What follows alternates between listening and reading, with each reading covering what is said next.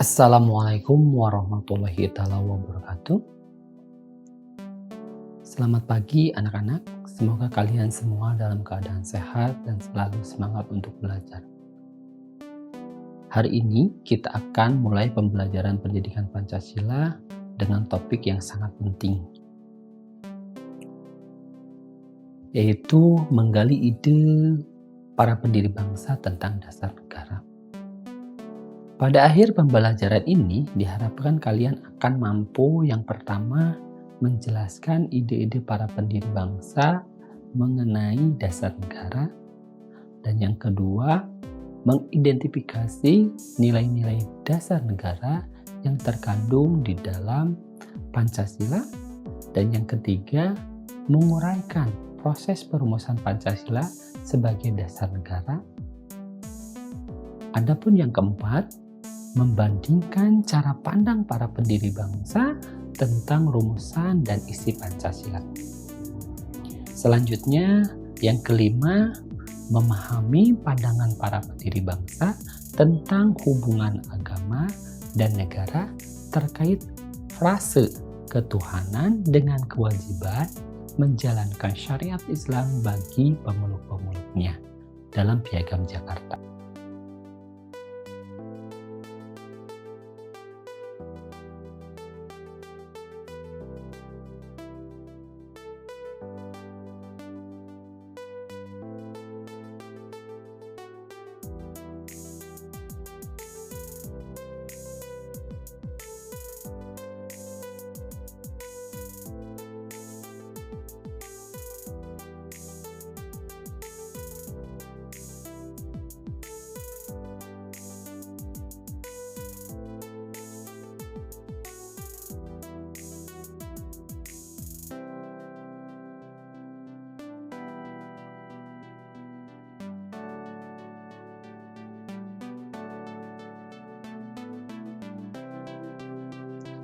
Mari kita mulai pembelajarannya.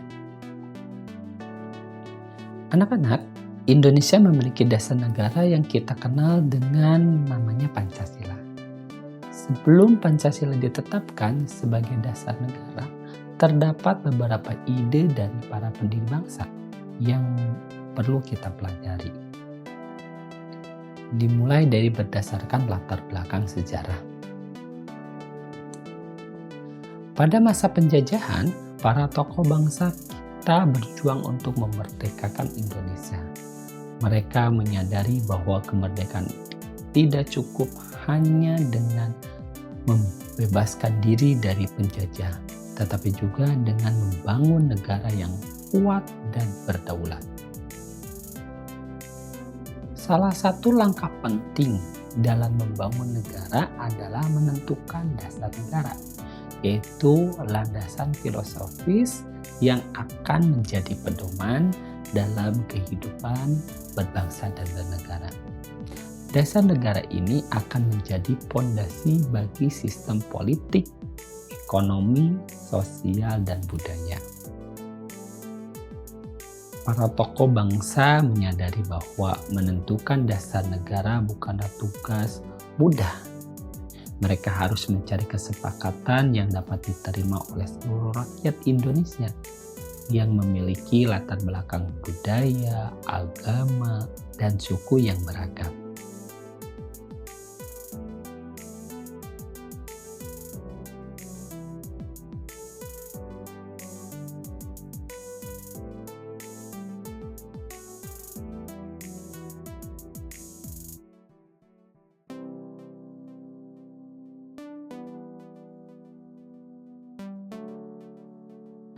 Selanjutnya berdasarkan ide dari para pendiri bangsa. Tokoh-tokoh seperti Soekarno, Muhammad Hatta, Muhammad Yamin, dan Supomo memiliki pemikiran yang mendalam mengenai dasar negara. Mereka menyampaikan gagasan-gagasan yang kemudian dibahas dalam sidang-sidang BPUPK. Adapun ide dari para pendiri bangsa secara rinci sebagai berikut.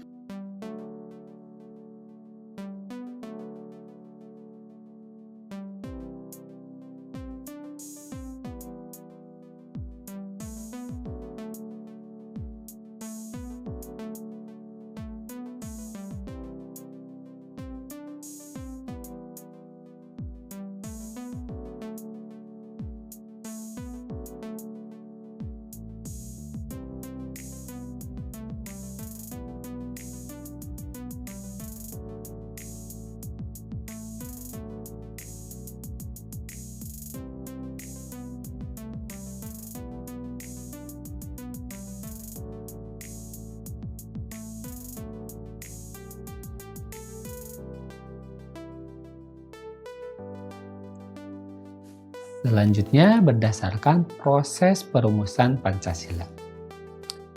Pada sidang pertama BPUPK, tepatnya tanggal 29 Mei hingga 1 Juni 1945, beberapa tokoh mengemukakan pandangannya.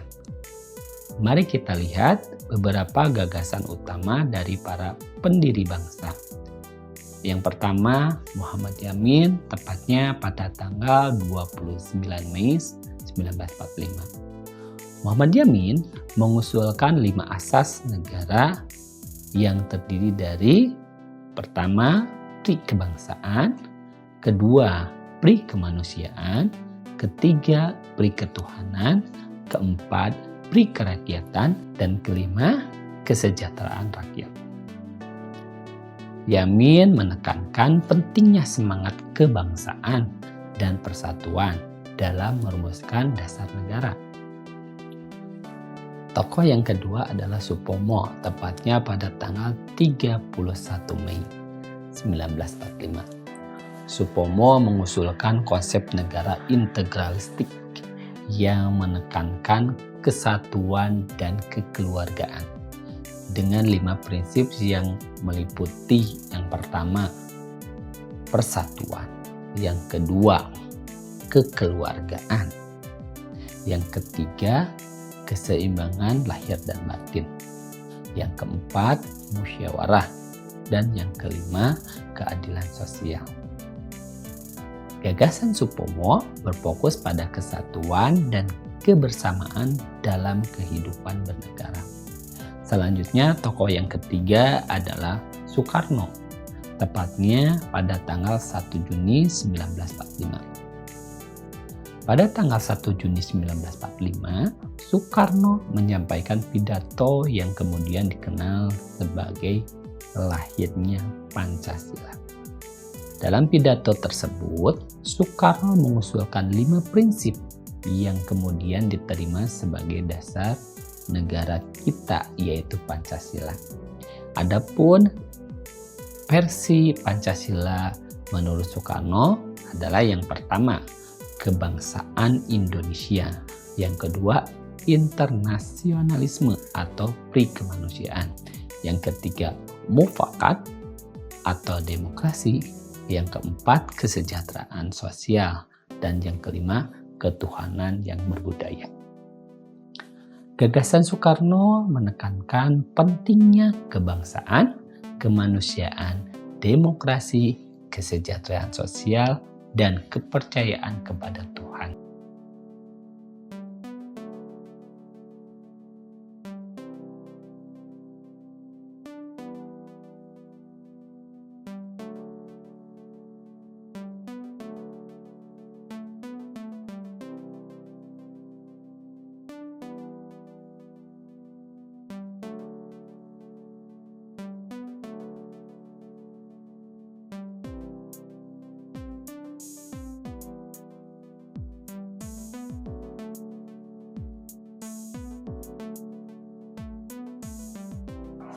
Selanjutnya, Piagam Jakarta dan hubungan agama dan negara. Tepatnya pada tanggal 22 Juni 1945, BPUPK membentuk Panitia 9 yang menghasilkan Piagam Jakarta.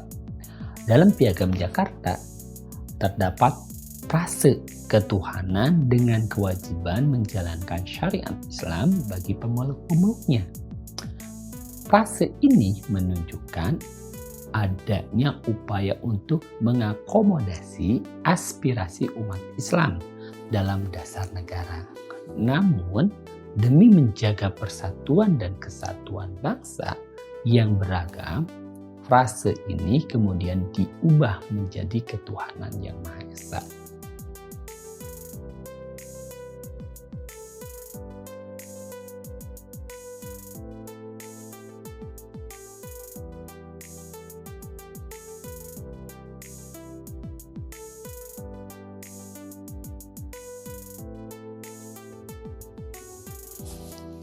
Selanjutnya, berdasarkan nilai-nilai dasar negara.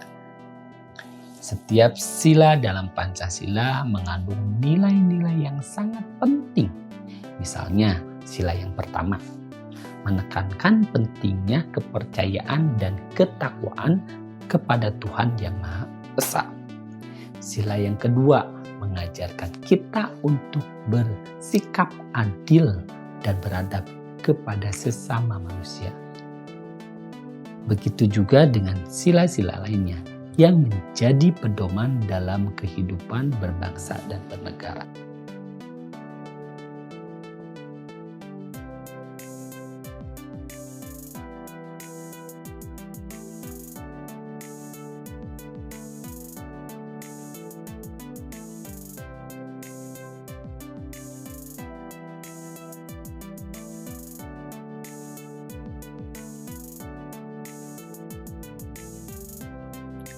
Untuk memperdalam pemahaman kalian, mari kita lihat beberapa contoh penerapan nilai-nilai Pancasila dalam kehidupan sehari-hari. Yang pertama, sila pertama, ketuhanan Yang Maha Esa. Contoh penerapan, menghormati agama dan kepercayaan orang lain, beribadah sesuai dengan keyakinan masing-masing, dan menjaga toleransi antar umat beragama. Selanjutnya, sila yang kedua. Contoh penerapannya, membantu teman yang sedang kesulitan, tidak melakukan diskriminasi, dan selalu bersikap adil dalam kehidupan sehari-hari. Sila yang ketiga, contoh konkretnya, menjaga persatuan dan kesatuan dalam lingkungan sekolah dan masyarakat, ikut serta dalam kegiatan gotong royong, dan mencintai produk dalam negeri. Selanjutnya, sila yang keempat. Contoh konkretnya, mengikuti musyawarah di sekolah atau lingkungan, menghargai pendapat orang lain, dan mengambil keputusan bersama melalui musyawarah. Selanjutnya, yang terakhir, sila yang kelima. Contoh konkretnya, tidak melakukan perbuatan curang, berbagi dengan teman yang membutuhkan, dan mendukung program-program yang berkeadilan sosial di masyarakat. Demikian pembelajaran kita hari ini tentang menggali ide para pendiri bangsa tentang dasar negara. Semoga kalian semua dapat memahami betapa pentingnya dasar negara kita, Pancasila. Jangan lupa untuk mengerjakan tugas yang sudah diberikan dan tetap semangat dalam belajar. Wassalamualaikum warahmatullahi wabarakatuh.